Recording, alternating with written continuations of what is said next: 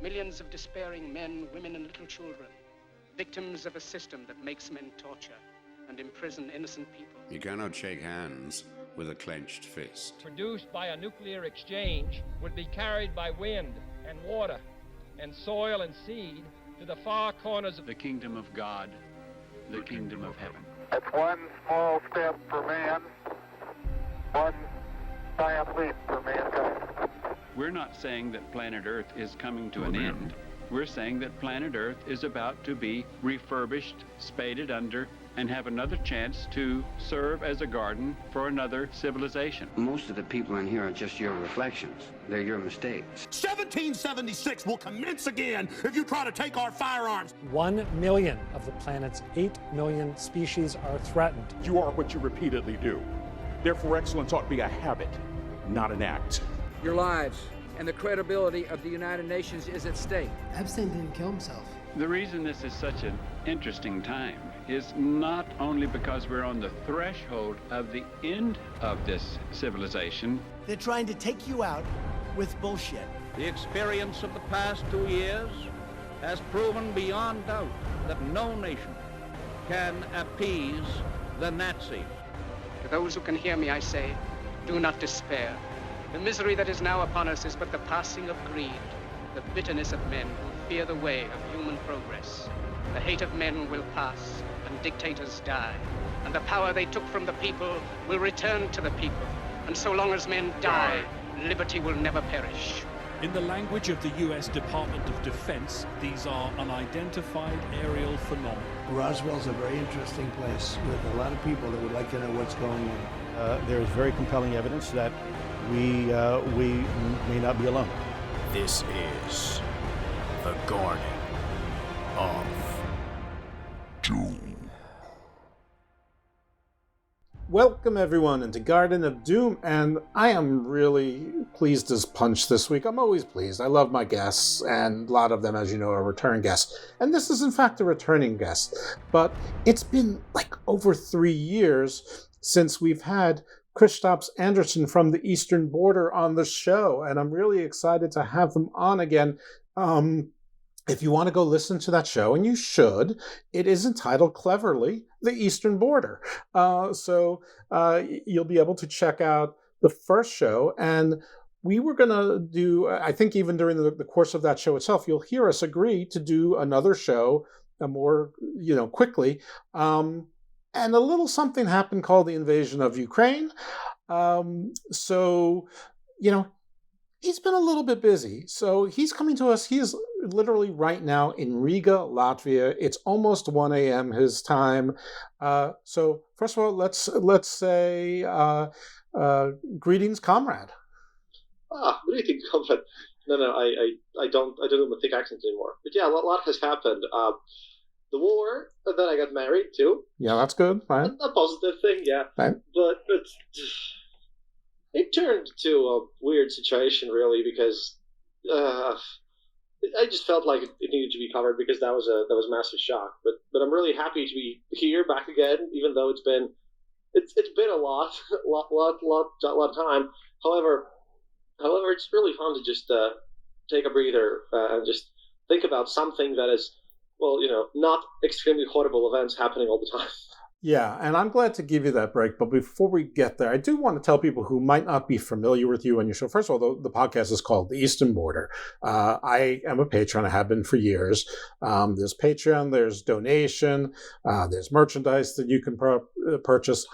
Yes. I highly recommend that stuff because it was such a pain to get the T-shirts running from Latvia. It was the shipping issues. I had the whole system set up, but I couldn't figure out the shipping. But now I do. And an important thing that I want to mention is that from the store, because it was a bit of a funny thing, because Igor Girkin-Stelkov, who is the guy who was responsible for MH17, by the way, the day that we're recording this, that's the anniversary of this sad event. But we have this, because he made this Club of Angry Patriots as a political organization before he got arrested. But I managed to get the thing trademarked as my own property in the European Union.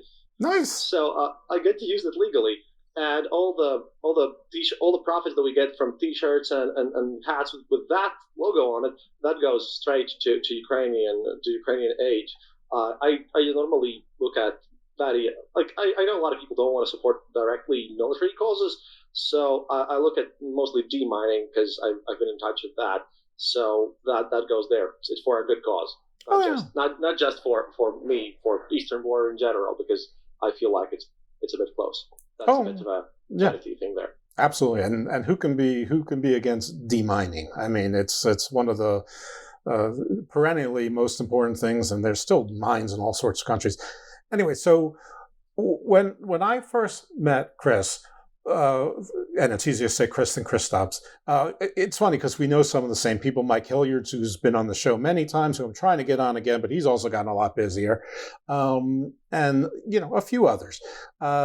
Kris was, he's a journalist, and he was covering news from the eastern border, meaning Eastern and Central Europe.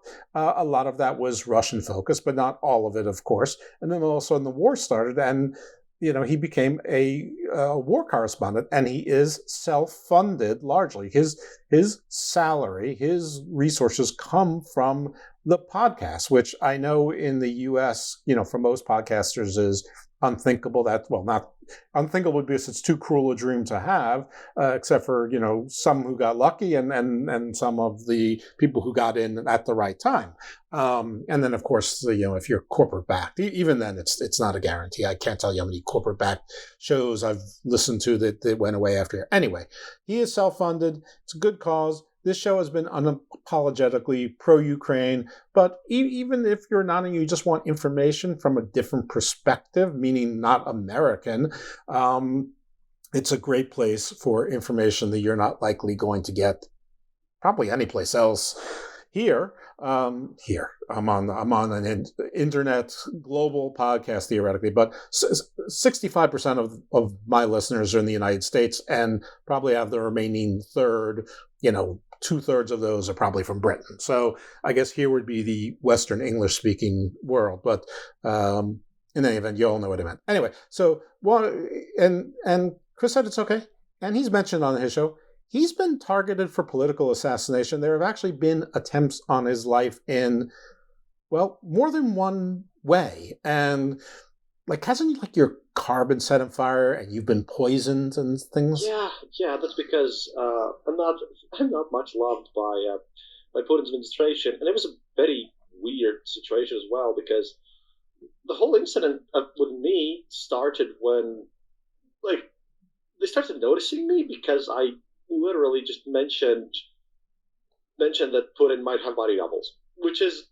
very much like how it goes, very much the theme of this show, because that was truly strange. I did not even know that someone would take it that seriously, but here we are now. Here we are. So, otherwise, yeah, it's been a bit rough, but it is what it is. Happiness is mandatory, as I like to say on my show, so it's fine. Absolutely. It could be worse. Yeah, and I think I'll stay away from what it could be worse. Again, I was about to say here, but in the United States and everywhere, because things can always be worse. That's they always say, Winston, when you're in a hole, stop digging. But I have a question to you, because I've been talking. If you've heard to John Michael Gauthier, and he very much does a lot of stuff about various extraterrestrial things. What have been your thoughts about the Congress investigations on this whole extraterrestrial alien subject thing? What do you think? Did something actually came from it? Because I, for one, know that they're doing this project. I think it was called Project Galileo or something like that, and they're investigating things. Have you felt it? Is the attitude changing towards this? Are people talking about this actively? Well, those are two separate things. Project Galileo is actually by Professor Avi Loeb, who was the head, or might still be the head of Harvard's astrophysics department, or some department with that. He is the gentleman who took Umawuma, which means scout in Hawaiian, and speculated that it was an alien artifact, maybe space junk from a ship, that it didn't move like a comet. Most of his peers disagree with him. He wrote the book called Interstellar. He wrote another, or Extraterrestrial. I should look over because I read it. He didn't come on the show, but his publicist sent me. It's Extraterrestrial. I'm sorry, not Interstellar. That was a fabulous movie. And he wrote another book more recently as well.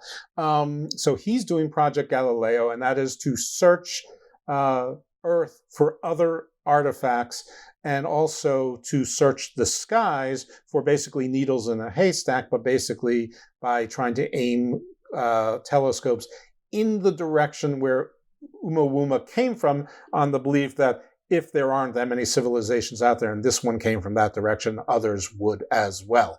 So that's Galileo. As far as your question about Congress and other governmental investigations, I think they were largely lip service. I think they sort of got overtaken by events. But the one thing that was notable is that there were, they sort of cited, I think the conclusion was something like there were 133 or 143 events, of which there was a significant number, and I used to know the number of them, that they could not explain away, which I think was as big a disclosure as we're going to get now. Is there some top secret, eyes only clearance where people know more? I don't know. I'd like to think that there is, but I'd also like to think that there isn't.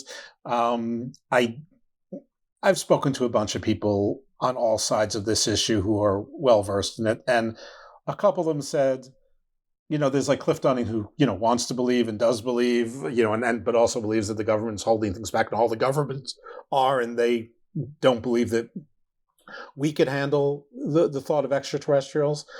I mean, the citizens, everyone, the world. I actually believe more the people on and I'll get to what I'm saying, or what I'm trying to say. I more believe with this following school of thought, that if they can come to us and they can see us, they're so far beyond us that they don't really care what we think. I don't know if it's ants to a human, or if it's like, a mouse to a human, or whatever analogy you want to take. But it isn't like, the Spaniards, finding, Arawaks and Caribs in the Caribbean. It's not like, yeah, we know it's the same people, but we can sort of dehumanize them or take advantage of them. Oh, and by the way, they're not immune to any of the diseases that we're immune to, not that they even knew those words at the time, but, oh, wow, they're all getting smallpox, chickenpox, measles, and mumps and dying, and we don't. And there's lots of cool stuff here that we can take.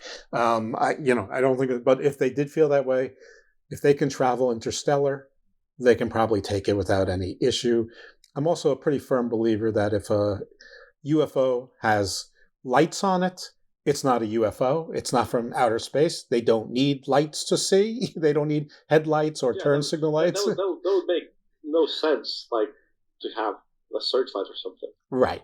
I'm pretty sure they have some sort of infrared and other way of seeing. So and I've had a bunch of ufologists on all parts of this issue. So for those of you new to the show, just peruse the catalog. There's tons of UFO, from abductees to researchers to journalists to scientists, you name it. They're all here. What do you think? Well, I, for one, believe that if they would want to do us any harm, we wouldn't be here right now talking. Yep. Because if they have been, if they exist, if this exists, then they probably haven't been. They probably have been around for such a long time and observing us or something. I believe that, like you said, it probably wouldn't be as Spaniards or something. I think it would be more like, our biologists. Like, we're interested in microbial life, and we have we have people studying those ants. I think that the most likely scenario is that we might have something. Again, if it exists, I'm very open-minded about this. I sort of, it's kind of my hobby to get myself interested about all this stuff. But I keep a reasonable mind. I really don't believe that there's little green men running around on Mars or anything. But reasonably speaking, I think there could be some probes in the solar system, maybe, I don't know. Yeah. But they would be more like scientific endeavors, looking at us and looking at all the weird things that we do, because I don't believe that any extraterrestrials, if they exist, would have, like you said, any militaristic interest, because they're so far beyond us, but they would definitely have a scientific interest. I mean, hey, we would have a scientific interest if we discovered, I don't know, microbes on one of those Jupiter's ice shell moons, right? We'd go there, we would just shift our priorities and go there instantly and just, study everything that we could know about them. And I think, that would be the most likely scenario for any interest that we would present to such such advanced civilizations that could travel through the vastness of space. What I really don't, but that has made me think a lot, especially lately, because like Clark said, it's really, there are two opportunities: either we are alone or we're not, and both are truly equally scary if you think about them. Mm-hmm. So it is what it is. Like I would for one like to, and also if there is something in the solar system that this is scary because we're not in control, and if we're truly alone, then we would have to ask this question, why? And then we come to the Fermi paradox, and then that's a whole nother. Oh, well, that's answered, easily by a lot of people by God, we're special, which actually, I guess is sort of comforting. The thing, for those of you who, okay, so this is Garden of Doom. I also have Garden Views. They're on the same feed. So if you're a subscriber, you probably listen to both. If you're not a subscriber, you pick and choose, and that's fine either way. Or maybe you are a subscriber and you just skip Garden Views. But one of the things that I've done there is I was speculating on the laws of space, coming from a place where I had no idea what the laws of space were and if there in fact were any. And now I've gotten to the place where now I'm a general counsel and a board member of the Space Court Foundation, which is a international tax-exempt, education-minded space court. But it's mostly for interns, to place interns and to help with figure out space policy, but mostly through placing interns in jobs with governments and companies that are engaged in space commerce or the space program. And I've recently been accepted as what they call it?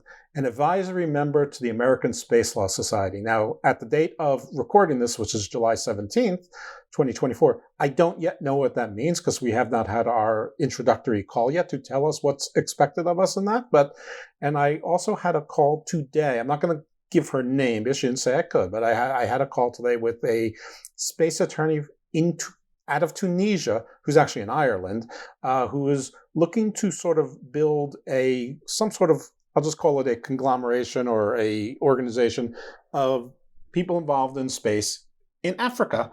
And for whatever reason, reached out to me as someone who maybe can help, bridge the gap or be sort of a mediator or a facilitator to get some American and, other policymakers or lawyers involved. Oh, nice. Congratulations. It sounds amazing. It is. And the scary thing is that the space law world is so small that from 2 years ago, probably, where I first did my first interview with Holly Doremus, law professor at Berkeley, she couldn't stand me on the laws of maritime laws, the laws of the sea. She definitely did not want to play my game as to what happens if a Bond villain builds a lair in international waters, who can stop them. And she didn't want any of that at all, not at all. And that's all I wanted to talk about, really. But of course, my Bond villain in my head was going to be extrapolated, not Thunderball, but more Moonraker. Anyway, so from there, where I was basically a blank slate. Now at this point, where I was speaking to this individual today, and they're like, "Do you know so and so?" And 3/4 of the times, I'm like, "Yes, they've been on my show. Yes, oh yeah, we haven't been able to schedule them yet." Yeah, so it's so small that even me, 2 or 3 years later. It's like if I ran for Congress as a junior congressperson, and all of a sudden knew 2/3 of the world leaders, instantly, which is not the way those things work. Anyway, enough about me. No one cares about me. We're not here for me. No. It's important. I care about you. It's really good because we hope that you've grown a lot. I'm really, really happy to hear all this stuff. Like, genuinely, for one, those are good news, and I like good news because it is good news. Hey, in this world that we live in, good news are like far and few between. Well, you could also look at it here. Well, you invited me to chat about ancient alien stuff, especially in Eastern Europe, which is what I'm actually prepared for. I'm married to a philologist. She studies language, and she specifically does all sorts of Baltic literary stuff. And if you do that, then you have to go through all of our ancestral folk songs and everything. And surprisingly enough, we really we share a lot in common with other countries of origin, namely with Lithuania and Estonia. But over here, it's been kind of a weird subject matter, so to speak. I studied through this whole. I think we spoke about this because we have these sacred ogrovs, which is traditional Druidic stuff, but we also have these stone circle things, kind of a weird thingies, and Stonehenge. Stonehenge is the like stone. I don't know, kind of tomb-ish things where you place your stones in a circle stuff a lot, and they're considered to be sacred in a way, in our traditional study time. But in a lot of these cases, those things, they're burned out. They're sort of places where things get burned. Somehow it's associated with fire a lot, which was a bit surprising to me because we really didn't have that much of a in our historical tradition. We don't have a fire cult, so to speak. We don't have this idea that there's some sort of fire worship. Of course, we share a lot of our traditional beliefs with the Norse. I mean, we have different names for those gods, but it's kind of similar. We also have like a thunder god and stuff like that.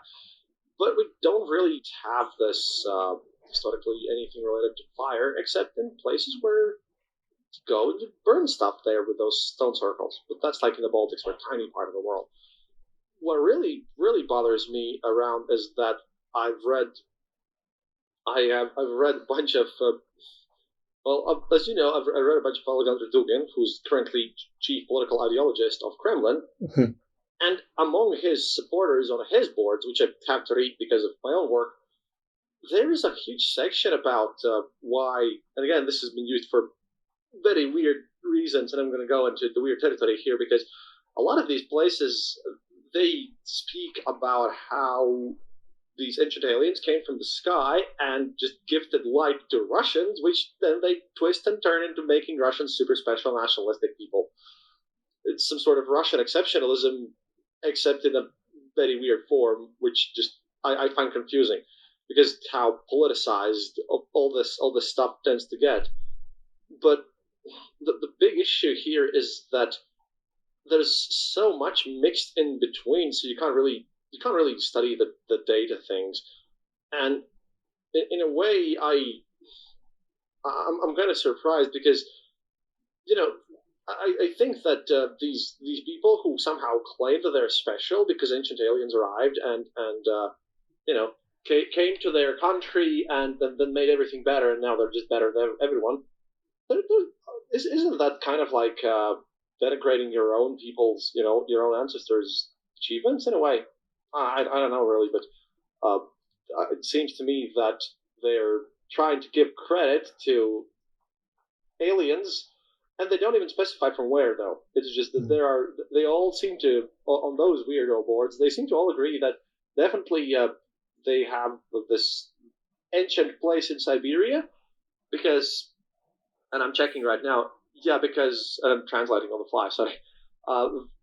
Because apparently the whole extinction event that happened with the massive volcano eruption, that was like when something in Siberia erupted a long, long time ago, that was actually some sort of a purge of and crafting of this specific civilization there, which I find kind of weird because in this kind of area, tying a massive historical extension, prehistorical, like ancient hundreds of millions of years ago, I think it was 150 million years ago, they tied this to ancient aliens, which is the first time ever where I've seen, people denying the historical age of something and then tying a massive extinction event with this and then claiming that, but that's a good thing because now we're special.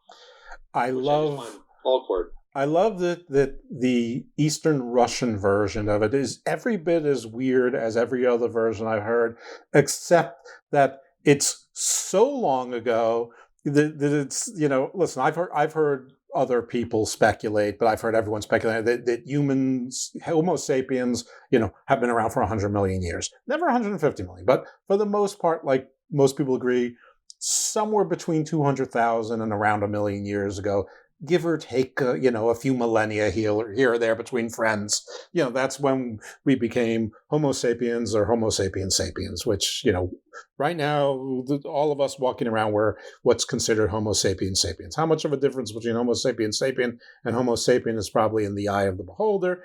Maybe some anthropologists can tell the technical difference. It probably has to do with the actual size of our brain and where our teeth are and aren't and things like that.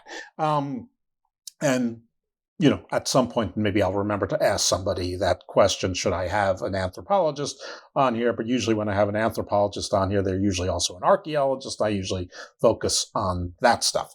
Anyway, but every myth, well, not every, but so many myths have to do with something coming down from the sky and making your ancestors divine to semi-divine. Sometimes it goes right and sometimes it goes wrong.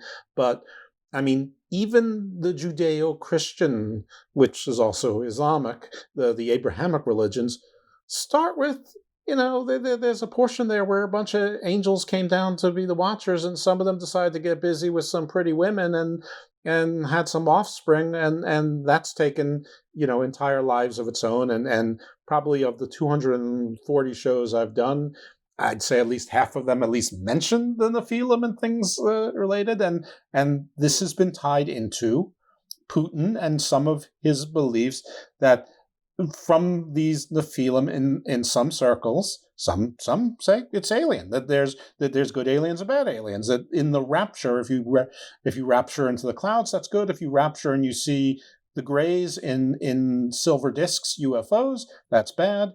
But others, the Nephilim and the survivors of the Nephilim created the bloodlines. And one of those bloodlines is the Putinesca bloodline, of which Putin claims that he is a part of.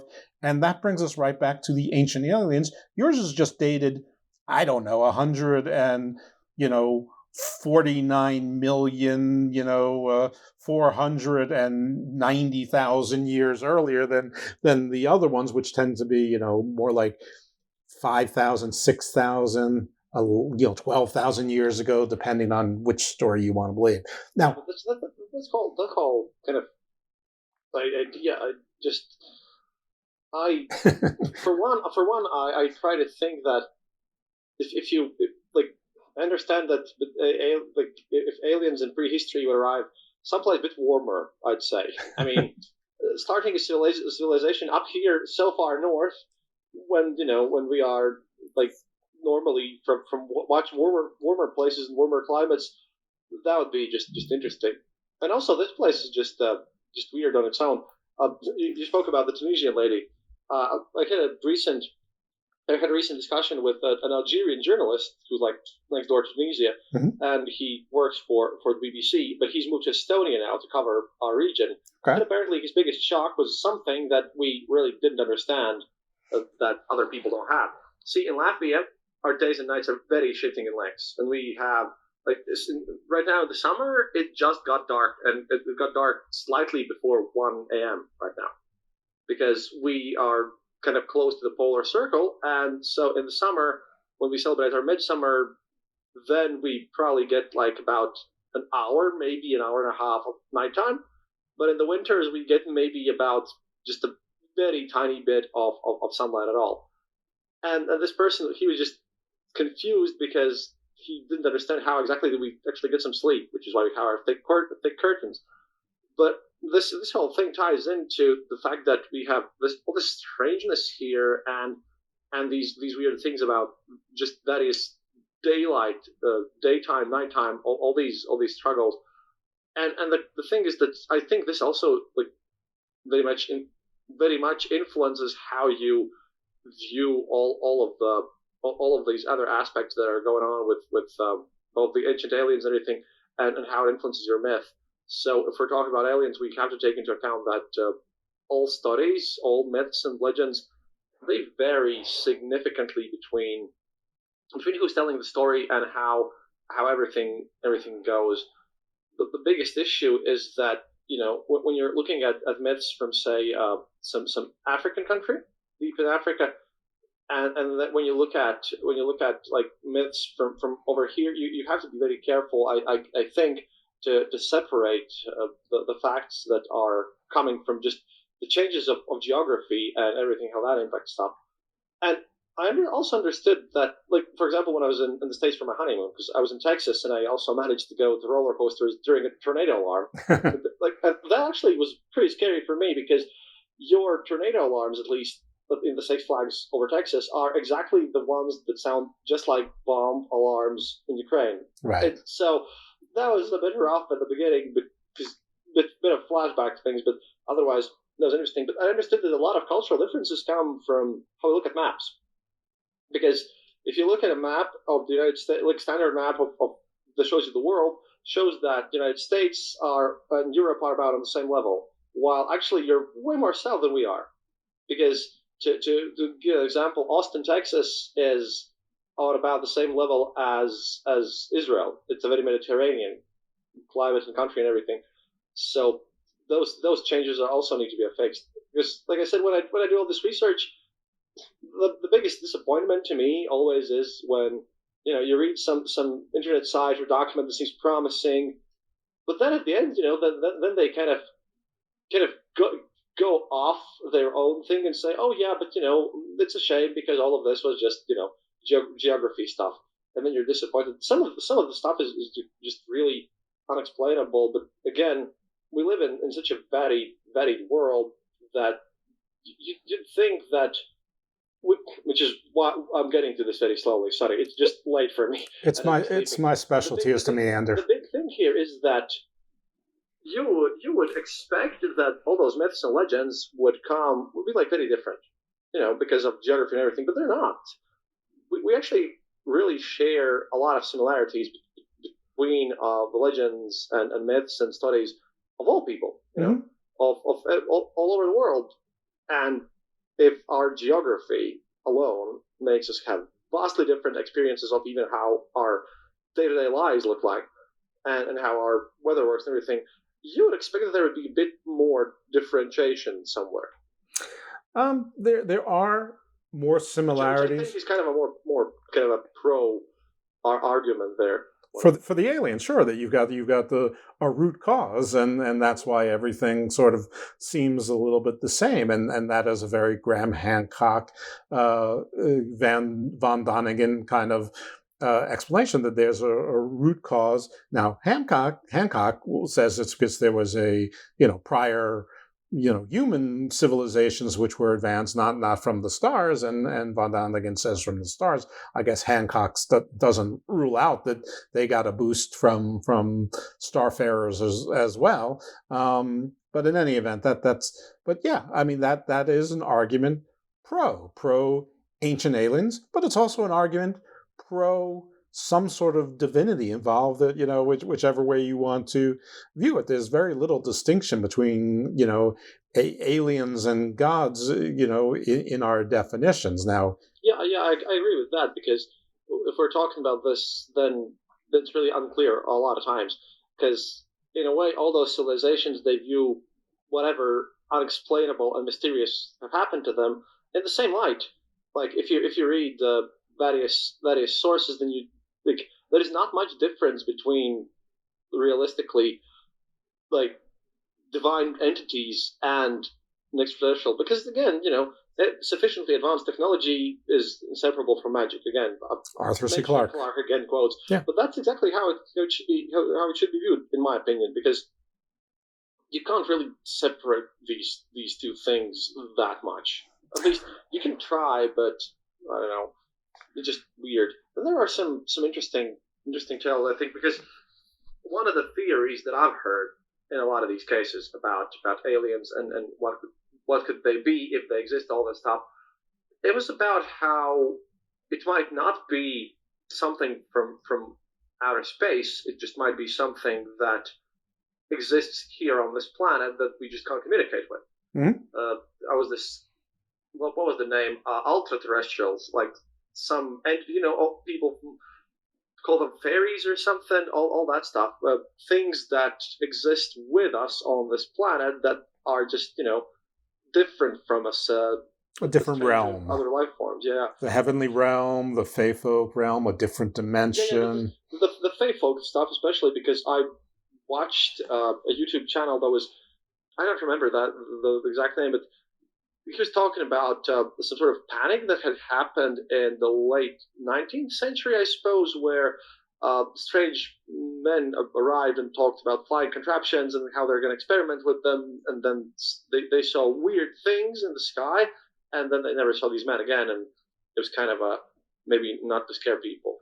Because again, this goes into this idea that if there is something out there, then obviously why now and how, but for one, you have to kind of think about what then could be the whole idea, because I find the idea of us sharing this planet with any entity that is not us but some sort of other thing that we might not know exists with us and has probably existed for all of our existence. I find that much more scarier than, say, extraterrestrials who have sent a probe and are now studying us. To me, that's the scary part. I don't know if I find that scarier, but I find it more distasteful. I have to say, I don't even like the multiverse of madness movies in Marvel. So, and everyone who's been listening to my show knows that. So I don't even like British science fiction because it goes too far. Anyway, yeah. I've only managed to watch I think 2 Marvel superhero movies in my life. That's okay. That's it. I just so we share the same thing. I find them kind of silly. Well, I should correct it for the sake of my reputation in the audience. I actually think that the first 20 movies or so together, not all of them, but together, is like the greatest endeavor ever done, and I love the Marvel Cinematic Universe. But I should because I watched I watched the first Iron Man movie and I watched Doctor Strange. But if you say the first 20 in total are okay, then might give them a try. Well, as a whole, because they all and actually they tie it together at the end. But ever since Doctor Strange 2, the Multiverse of Madness, like I think that almost something that's been good or okay has been the exception, not the rule, where before, there was your Iron Man 2s and Thor 2s, which stunk, but most everything was pretty good. Now most everything is pretty bad to insufferable. And part of that is because of the multiverse and different timelines. And now they had something in the Marvels where realities encroached, which it wasn't clear if they were introducing some third. Anyway, no one cares about this stuff. It's just that I agree with you that the interdimensional stuff, to me, I'm not, I don't want to hear about it. I know that there's quantum physicists who believe in string theory and that there probably are different dimensions parallel to us. And, but now Bigfoot has gone from sort of a, somewhere between a gorilla and a human to now some sort of intradimensional being that probably has extraterrestrial ties and has hyper. Bigfoot. Yeah. Out of all the things. Yes, I would have never expected that one. Yeah, that's why nobody can find them, because they pop into the fairy realm, into another dimension. They can teleport. That is something straight from the SCP Foundation universe. Well, this is America. We have it all, and we have it all in the Garden of Doom as well, which is wonderful. But yeah, so I feel like it was a while ago, but you started on the 150 million years ago, aliens came to a civilization. Oh, I remember my question so I've heard Ultima Thule, I've heard Hyperborea, I've heard Tartaria. Are any of those the name of that civilization, or is it just so long ago? No, they use Tartaria for the most part. Okay. But they claim that the whole name has been sort of a kind of a Western imagination because of the whole Mongol thing. It was later renamed Tartaria because of the Tartar yoke, and they had to basically force it to be named differently. that's about it. But the Tartaria is used in this sense, yes. See, I thought so. And I've had a show on Tartaria, but the more modern version of Tartaria is that somewhere around the turn of last century, so 1899 to 1900, there was mud floods which erased pretty much all of civilization. There was a complete reset, and everything that happened before that is mostly BS, and everything that we've been told since is a lie, and that's I think that sort of kind of goes on because again, and I think we spoke about this 3 years ago. The most popular theory that all of this comes down from is that the whole Holy Roman Empire era is a fabrication by the West, apparently, because it's done so that the West would enlarge their own kind of greatness, and that's whole the Holy Roman Empire was an invention by the late 19th century monks out somewhere, which just I find strange, but okay.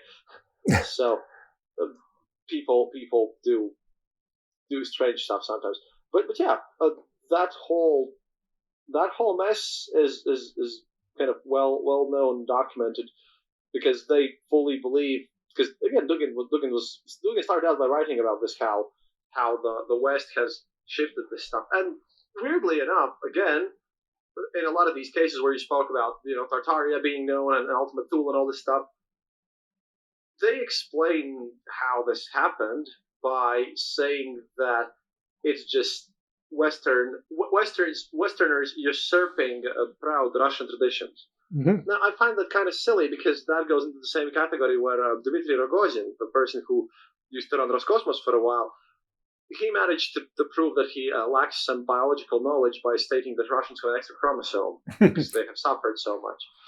Having an extra chromosome is what gives you the Down syndrome. So he unintentionally basically offended most of Russian people, if not all. Yeah, they would know that. Yeah, that is calling. I think the kids call that self-owning. Well, but I don't know.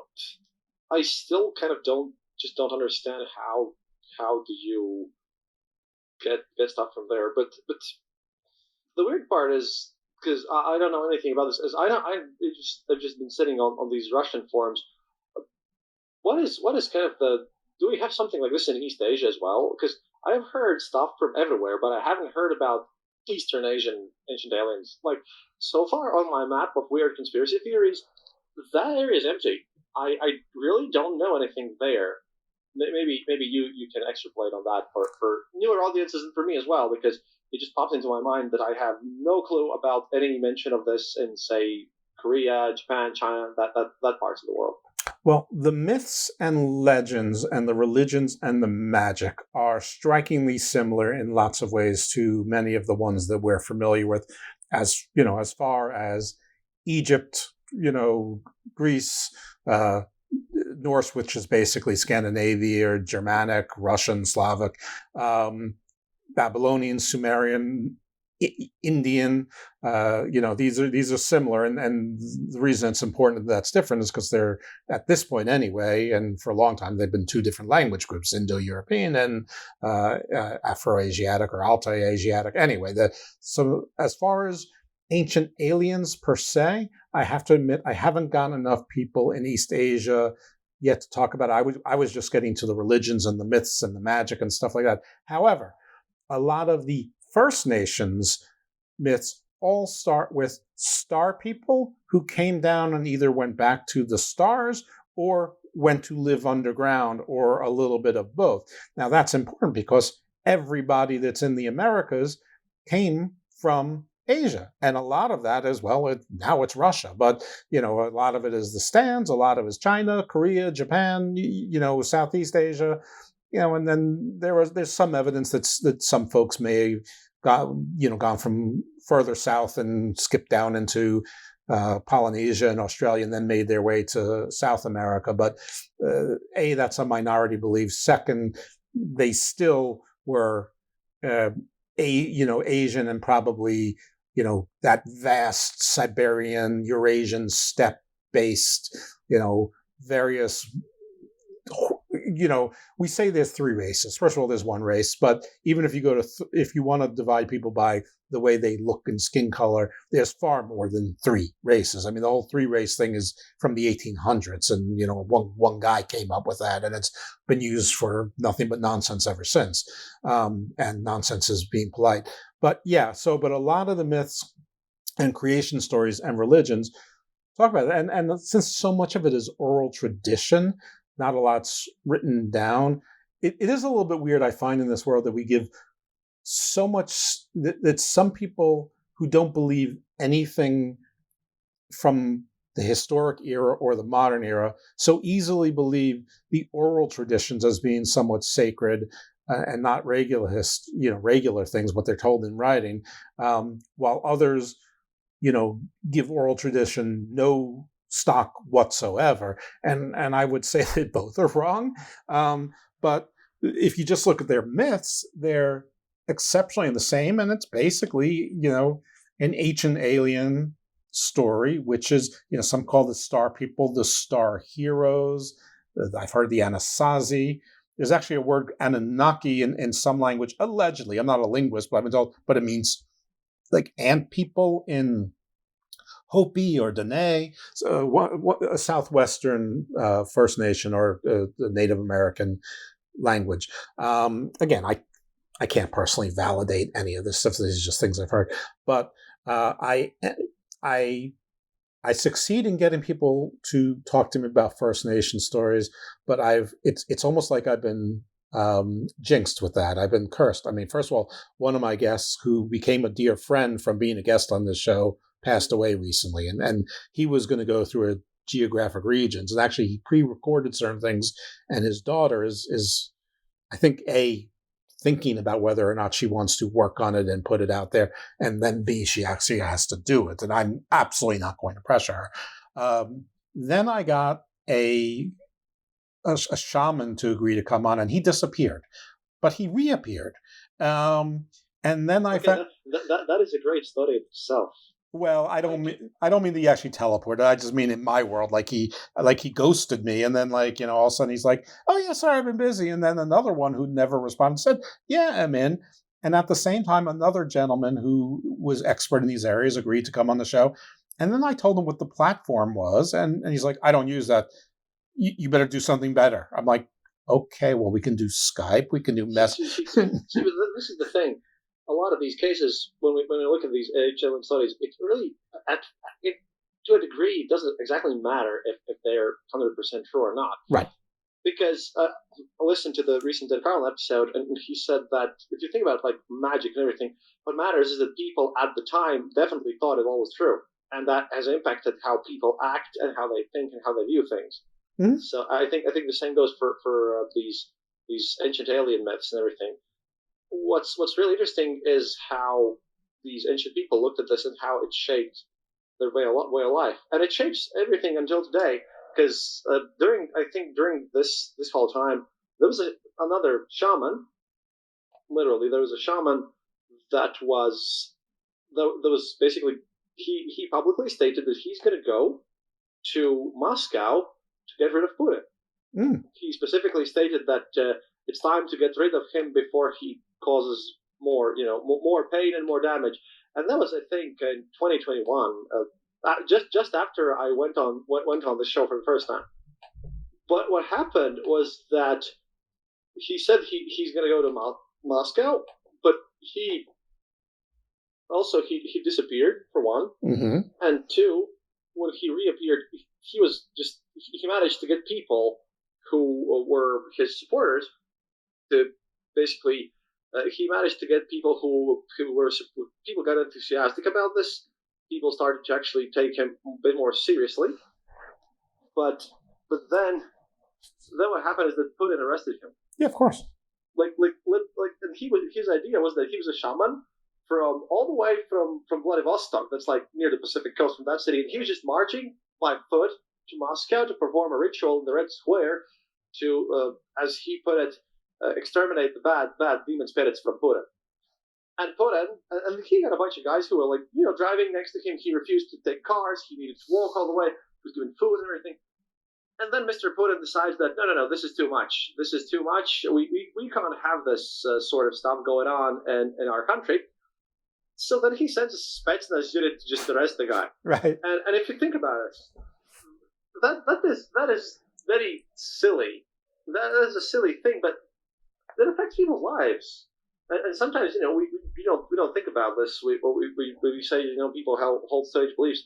That's one thing, but when we now have Mr. Putin and also the whole previous Minister of Defense, Shoigu, he believed in all of shamanistic rituals because Putin has been participating in some of them in his spare time. So again, it comes down to a bit more than just talking about a lot of this ancient stuff, because again, it directly sometimes even impacts how we live today, how we live our lives today. Especially if you're that shaman who's been picked up by the secret police. But I mean, Putin, whether you believe that he actually believes that he's the guardian of Eastern Christianity or Christianity, period, you would think that would be anti-shamanism, anti-magic, but every religious group has a mystical part of it and a secret society or a secret mystery school, which is on the good side of things. So while magic and these things generally bad, in their hands it's good, and it's like the Jedis, they'll get it to you when you're ready. Of course, to the good mystery school group, there's always also a bad mystery school group as well. So it's actually entirely and Putin, if I understand correctly, he is a bit superstitious, and if he does buy into this Putinesca line thing, that is tied to the Nephilim, which is essence magic. And if you do believe in it, how can you be so sure that it actually came from, whether your line came from good angels or after they were fallen and demonic, and whether it's demonic or alien or whatever. So maybe you don't want that, so looked into by anybody that you don't have under your thumb. That is just kind of a weird, really thing, but isn't it? What I really don't understand is again how, like, I'm okay when people have theories and hobbies, but then all of a sudden they just start justifying. When you start justifying some sort of supremacy out of this, then that's where I cut the line and say, come on, no matter what exactly is going on. Just having ancient aliens build your civilization is not a reason to declare that you're far superior than anyone else. But, right. If anything, you needed help, and other civilizations didn't. Unless you were you were ancient Atlantis and brought civilization to everyone else. In which case, if you were so nice before, why are you so mean now? Oh, because come on, comrade. Obviously, their whole place drowned. Right. You would be a bit bit nasty after that. That's true. But I presume the rent prices went up a lot because the remaining space was very, very You couldn't get insurance. Like bad stuff. You couldn't get flood insurance anymore. It's nothing. It's like Southern California. You can't get insurance, or Miami.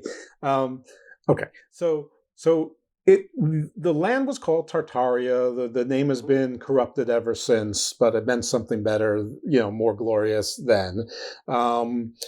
Were the people then, were the aliens, were they from a planet Tatar or Tartari, or did they call themselves the Tatars, or did they have a different name, or is that also lost to myth?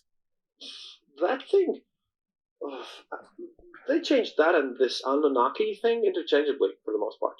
That's kind of the standard term for these ancient aliens. That would be the Annunaki people. I think we've heard that term everywhere. I don't exactly remember which of those writers and authors who had these ideas. Oh, I do. Was like first one doing this? I was Graham, right? No, it was Zachariah Sitchin who took the Anunnaki and gave it this whole story. Now, the Anunnaki, it is a real Bible, right? Well, it depends if you think the Watchers and whatnot were Anunnaki. No, the Anunnaki is Sumerian and Akkadian. Anu and Akka were like the heaven and water gods who, came together, and the Annunaki were their children. Enki was one of, Enki and Enlil are like the two. That's from the Gilgamesh epoch, right? Exactly, which is Sumerian. So yeah, I don't remember where I was going with that, but yeah, that's the Anunnaki. I'm not sure if everybody. Zachariah Sitchin is the author's name that you were looking for. Yeah. That's an interesting thing because while I was doing my research, the whole theory, the most interesting theory from my end, which also contains this stuff and is tied to this whole idea of Anunnaki, it comes from Finland, out of all places. Finland? Finland, because there was a writer in the 1920s, and I have a bunch of notes open. I can't find his name, but basically there was a Finnish writer who had declared that Finns are actually descendants of ancient Egyptians who just moved. Mm-hmm. Okay. And he declared himself a pharaoh and wanted to do all this Egyptian stuff. I mean, why not? I was told, I read a book where somebody proclaimed that the word pharaoh in 3 different languages, Egyptian being one of them, meant star child, something like star child. Now, I later learned that an Egyptian pharaoh actually translates to great house, which makes a lot more sense. But if in fact it has dual meaning, and star child is correct in some Egyptian tongue, and in 2 other tongues, that would be a heck of a coincidence.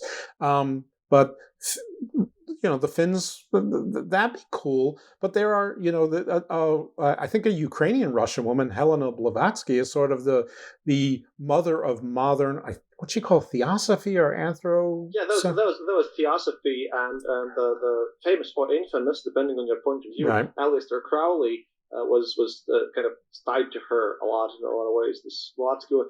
That's also the reason why if you read some sort of novels, especially detective novels that come from the era, you always have these Blavatsky type names associated with that. Yeah, she played a huge impact in this whole thing, but she's absent from this study right now. Again, because of political reasons. You can't have even politically incorrect ancient aliens these days, and politically correct mysticism, at least in Russia. And I mean, she was part Ukrainian, so she's not one of the good people right now. So well, she said that they were forums, at least. Yeah, in her, she basically took stuff from, all of the secret societies, the mystery schools, and created her own omni-myth and proclaimed that it was correct. It might be as anyone, but she also had 5 root races, and one were the Polarians, who you'd think that's who the Finns would claim they were, because they're sort of polar, and they were sort of, your tradition sort of elven,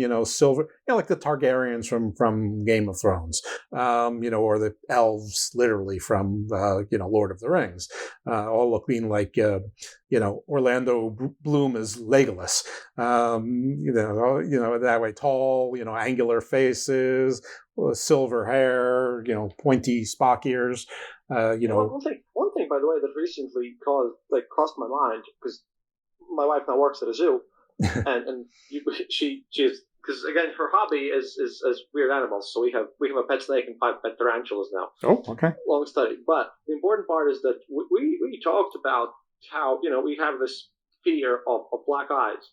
Large black eyes is a constant fear, and in a lot of these cases, if you Google that one up, you'll see owl babies. How baby owls look like. They can walk like upright sometimes, and they have these black eyes, and they look weird. And then we came to the question, but why would we be afraid of owls? And then I watched the nature documentary, which said that owls hunt on baboons. They hunt baboons. Like there are very huge owls living in Africa, and they hunt like baboon babies. And baboons they are sort of ish related to us in a way. And I thought, hey, doesn't it kind of make sense if you think about it, that there possibly could be some prehistoric owl-like creature that would have hunted us in a way. Or it's just a DNA memory from when we were similar to, Homo erectus and then some of the other pre-Homo sapien humans were a lot smaller, and Homo erectus baby probably was just as vulnerable as a baboon baby, maybe more so. Who knows? Because the documentary was about how I think it was like, I don't remember exactly that one. Because again, sorry, but how these monkeys, they now have like spotting units, and they look at the side of that, and these owls, they like fly over and they see if the given kind of unit of these monkeys, if they have a spotter or if they don't have a spotter. If they have a spotter, they don't even attack you at all. They wouldn't eat those. Then they just wait until for an easier meal, basically. And I think that might be one of the weird reasons. But then again, we also have, I don't know, weird that's an interesting thing. But we have weird theories of people being afraid of various things that really I find hard to explain. But again, I don't know. It all might be totally wrong, and I might be just a bit silly for giving this too much thought. But I just find it interesting how we try. Like, I find it interesting that we sometimes don't even try to figure out how all this could possibly fit together, because people tend to just believe all sorts of stuff. Because I went to Texas, and I went to, of course, the Dooley Plaza, and apparently there are people whose only job there is to go and sell you these brochure pamphlets with their very specific theory of why Kennedy was assassinated. Mm-hmm, mm-hmm. I bought one. I have that as a souvenir. It's my favorite souvenir from America. It's amazing. And I just wonder, like, you've spoken to these people. What? It's super late out here. I'm very sorry about it. It's okay. I'll just read this. It's almost 2 a.m. Why would... Okay, I don't know. But I just wanted to ask you... Okay. I just wanted to ask you, is there something similar with like, ancient alien sites? Like, do you have, like, Jan Hancock or some people... do you have something similar going on in the sites where ancient aliens are happening?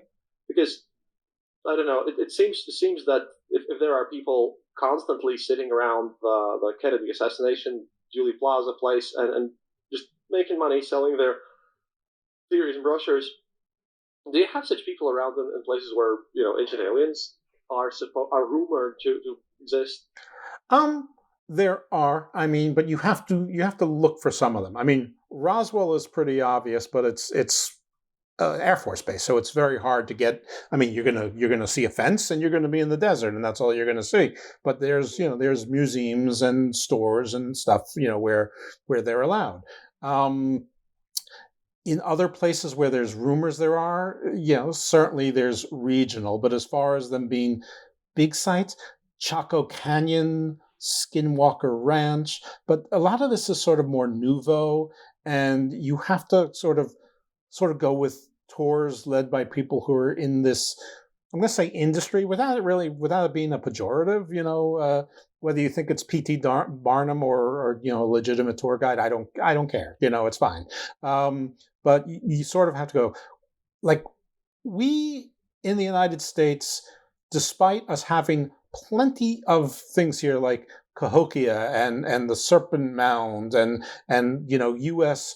U.S. based pyramids and there's like a Stonehenge in Lake Michigan and there's a Salem Woodhenge and there's all sorts of things that are sort of local spots.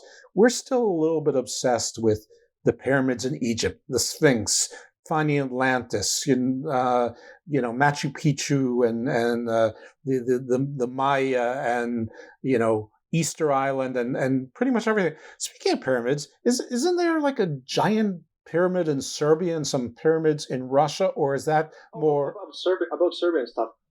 In the Balkans, not just Serbia, but all over the Balkans, there are these weird sort of pre-ancient Rome. Let me break in for a second, because Americans, and again, 2/3 of my audience are American. We are terrible with geography. So, Balkans is where Serbia is, Croatia, like imagine Italy, right? There's this tiny little sliver of a sea called Adriatic Sea. On the other side of that, it's kind of like that part. Right.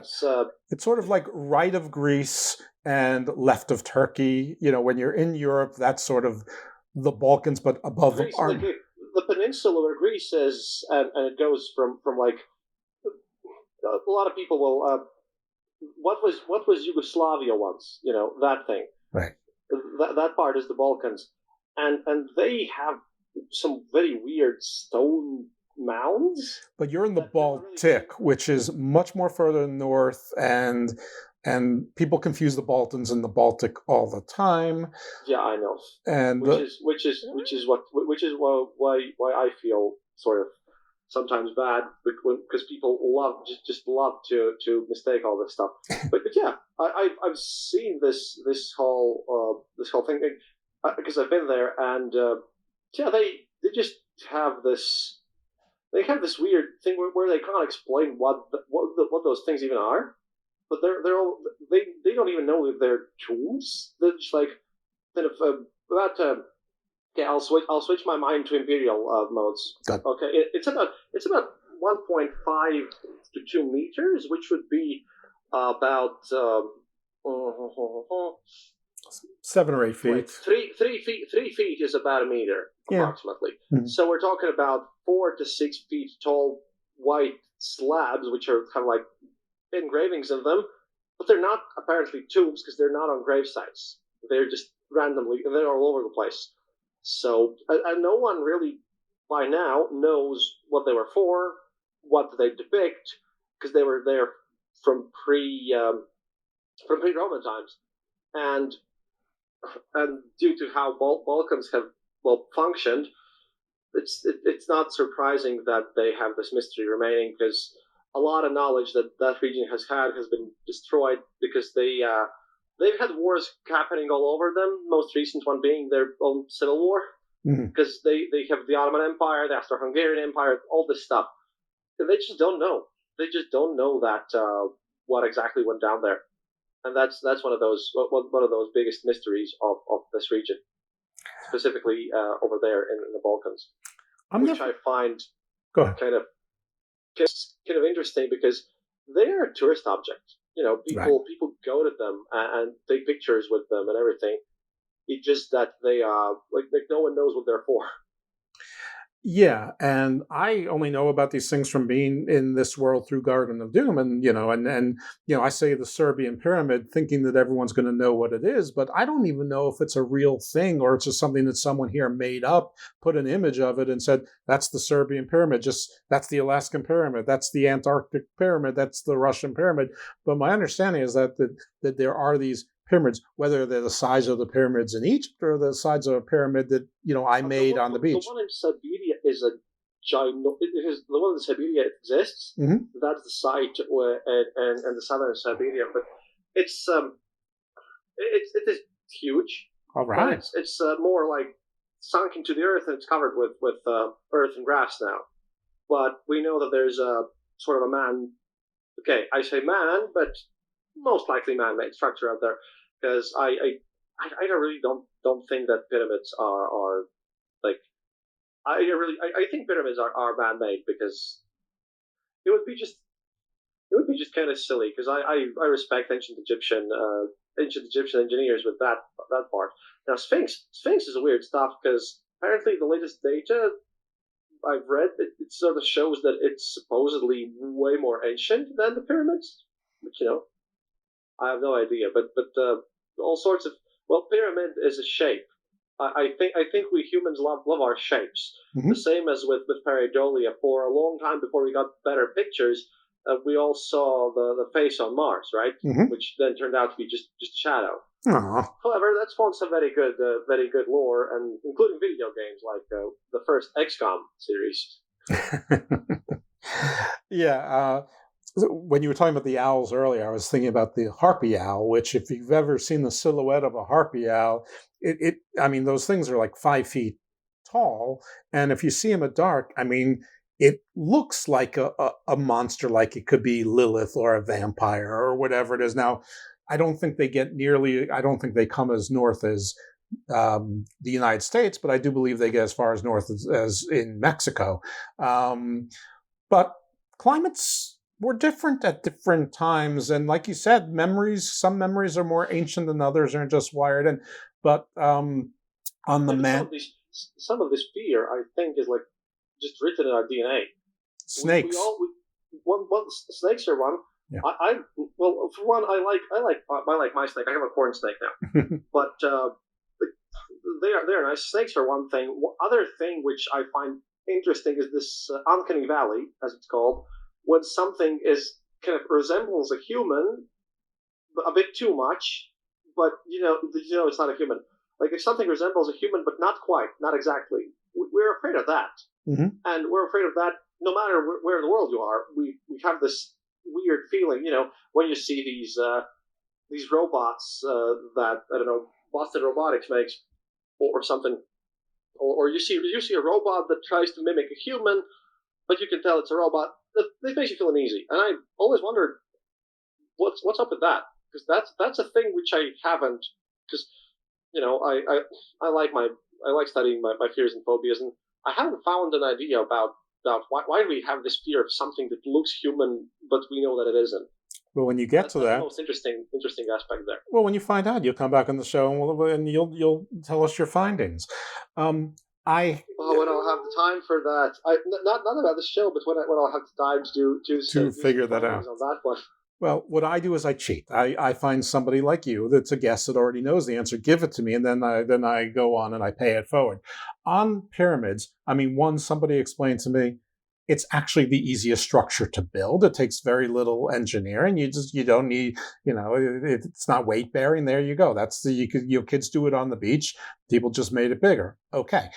I've had an architect David Getson, I think. He was on the show twice. David. Yeah. Small world. Nice.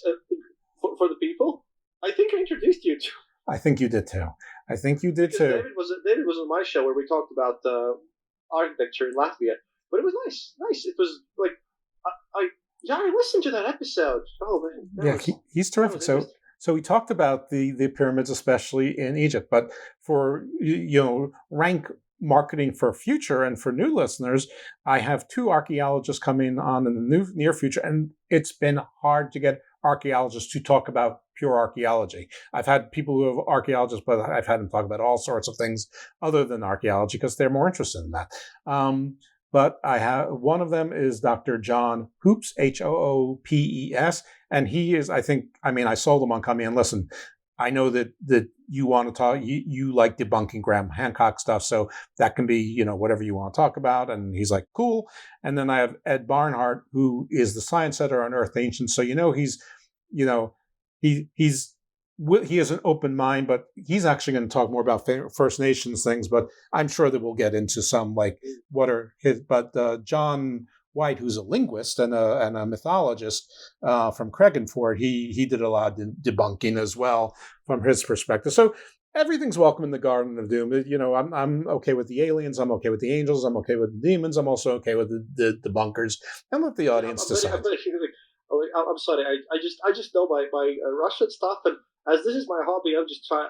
Like I said, I have done a bit of thinking about this because I listen to a bunch of these theories before I go to sleep, including your show, by the way, including Garden of Doom, because you have a very soothing voice. I have to give you credit for that. Thank you. Yeah, listen, I take no. There are lots of podcasts I listen to. There are people I've listened to for a long, long time, and sometimes I put it on to go to sleep, not because the shows are boring, but because I know the voice sounds familiar. My brain will process it, and it will allow me to drift into lullaby land, and there's nothing wrong with that. Listen, I don't care if you listen to Garden of Doom to go to sleep, just listen to it. Now, anyway, so there are going to be future shows like that, but let's not let Jeff hijack his own show. I've got Kristaps, and probably for not much longer. You got to be fading pretty soon. So what else is like weird and ancient, alien-y and scary and monstery that's sort of the biggest thing is our werewolves. That's a weird study.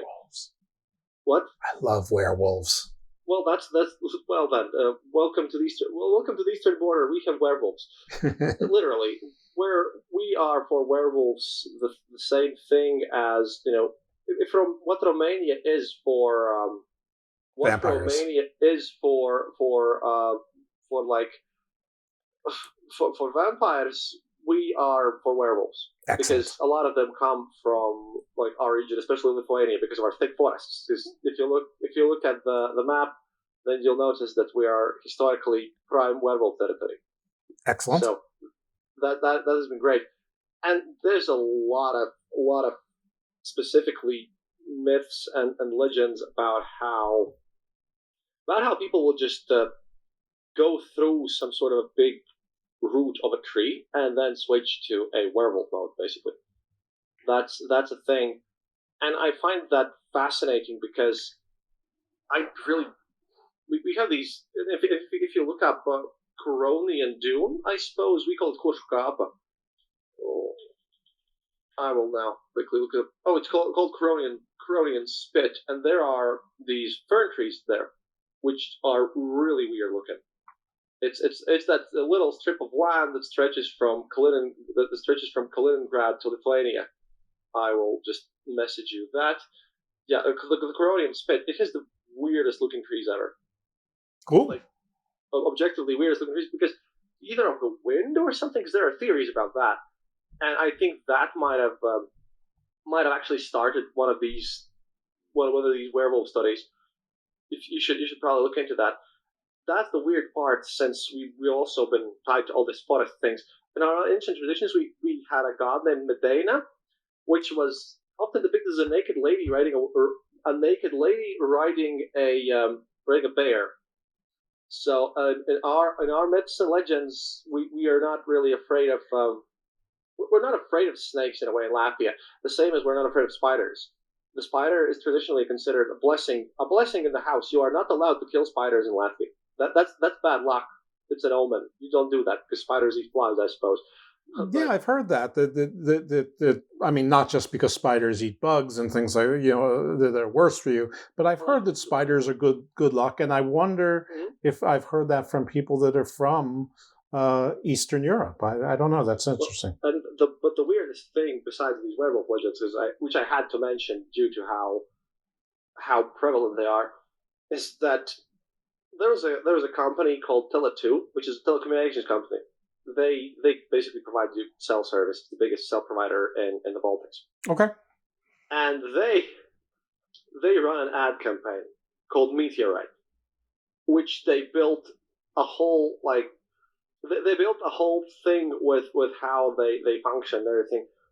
And the weird part is that they dug an actual meteorite pit and burned it all out, and basically everyone was surprised because they did like an ARG, the alternate reality game, they had a website with mythic text with like very old mythology text on it. No one knew what it was about. They had their own like web they never mentioned this, but basically they used and that's about how all these myths and legends influence our today's life. They got fined about like a couple of €1,000, which is a tiny amount of money because they didn't do that much, but they dug out a fake kind of a crash landing site at the end, and that was all just intended to advertise their new tariff monthly payment plan called Meteorite, which would give you unlimited internet for just €20, which was cheap. But they played this up for a month. Wow. For a whole month, they went on and just advertised their thing. So you don't have to look far, because that was a massive scandal. I found it funny and in good taste, because we really have. I have to give you credit. You have much better advertisements than we have here in Latvia, because in the EU you're not allowed to directly mention a competitor and say that your product is better than theirs, which does happen in the States, because I saw Vendi's ad while I was driving, which said, "Don't give your money to the beaver." An obvious reference to those, what was that thing? The Buckies, right? So we can have that one here. The Buckies. I think that was those Buckies, yeah, Buckies, the big beaver thing. It's big in Texas. Oh, that was just a weird thing, because if it's not an advertisement, we're monetizing this stuff, so that's just great. Yeah. And also another thing that's great is the fact that I mentioned this before we started recording. He's wearing a Baltimore Orioles shirt on. That's right. And I do have to say the Maryland flag is the best best state flag in the United States. I have one. I was sent one. I love your flag of Maryland. I agree. It's not the usual like colors. It's like the crests of like the families that had the original land charter. So it's probably the most interesting flag there. But yeah, Maryland's great. Love Maryland. Very happy to be here. I'm a New Yorker originally, although it's been like almost 40 years that I've been in. Well, since I've lived permanently in New York, that we'll just leave it that way. Yeah, sorry about my weirdness. Again, we just tried just very late, but I did my best. I hope you find this interesting enough, and that we can talk again later when I will finally do my research. And I sincerely hope to be able to see Bigfoot sometimes. I'm just very sad that it has moved interdimensional beings. Yeah, it makes things a lot more difficult. But maybe when we get LiDAR in Antarctica, we can find the Bigfoot, the secret Bigfoot clubhouse is under there somewhere. No. But before I go, there was this one last thing. I recently, again, they're now going to have olms in Latvian Zoo. And olms are among the weirdest creatures out there. You know what axolotl is, obviously, right? An ocelot, like a small jaguar. Yeah, that thing that came from like one lake in Mexico, but now has spread all over because it regenerates. Well, apparently in Croatia, they recently uncovered a weird cave system where these olms live, and those are also salamanders, which don't age. They live for a very long time. They can live for over 100 years, but they move for about 10 meters per year, maybe. They live in total darkness, and they just don't move at all. They look like they sort of remind. They are similar to axolotls because they look somewhat similar, except these ones are bigger, about a meter tall, but they're the same color and everything. And it just that is just the weirdest thing. Wait, what's the original animal? Because I said ocelot, and that's clearly not what we're talking about. No, axolotl. That's a little tiny amphibian living in the lakes of the cutesy animal that kind of can regenerate limbs and everything. It lives in the lake in Mexico. Gotcha. Axolotl, I think. But yeah, like you said, a lot of people we have to study our history and our myths, but what we also should do is just sometimes take wonder in the whole natural world that we also have. Absolutely. Not all very doomy, weirdly conspiracy things come from outer space or are necessarily alien. We just when you're overwhelmed, just look at sometimes you can look at nature and just relax with that. That's plenty weird as well. And our planet in total, we haven't seen anything like that in space, and we've studied a lot. So maybe we should just appreciate us from a big spacey standpoint as well about how special actually the Earth is too. Yes, we should appreciate the Earth. And that alone, by the way, could be a reason why, if there is anything out there, they could be studying us, because so far from the scientific research, seems as we're pretty unique for a planet out there, But yeah, I just wanted to end this on an optimistic note, because after all, happiness is mandatory. You know what? I'm not even going to impeach you on that one, because Garden of Doom, happiness is not always what we're going for. But since you are here in honor of you, yes, in fact, happiness is mandatory. Just for today. Yes, just for this show. Kris, I know we've talked about a bunch before, but just tell everyone where they can find all your stuff and how they find you. It's called The Eastern Border, and you can just type it in your search. Just add podcast at the end of it, because if you just type The Eastern Border, probably you won't find it there. And also what you can do is you can look for my stuff. Also, I recently published an article on Foreign Policy magazine, for which my aunt went to Russia, by the way. So, because I'm not allowed in there, but I wrote an article which was published, I think it was yesterday or the day before that, about the average Russian things about the war. So you can find me there, on Foreign Policy magazine occasionally, but mostly on the Eastern Border podcast, which is theeasternborder.lv, or just YouTube, Spotify, wherever. Just type in the Eastern Border podcast, and you'll be fine. Yeah. And please, to all of you who will come from my show, subscribe to Garden of Doom. This is a great show with a great host, and thank you for having me here. Oh no, it's a pleasure, and thank you for that. And I think on that mutual admiration note, it's probably a great time to go. But I will ask you this: do you have any particular outro song that you associate with, like what we've talked about, the that we should play as the outro? Oh wait, let me check. You can send it to me. Don't worry about it. You don't have to. No. I wanted to. I'll just find this one. Okay. It's while you're doing this, I want people to know that like all of the cool people who are out there. Dan Carlin, Sebastian Major from Our Fake History, Mike Hillier from The Red Line, David Getson, as we talked about, you introduced us, the host of History Impossible. I mean, all these people, they all love Kristaps. They all love him more than they love me. Check out his show. It's okay. I'm okay with it now. It's okay.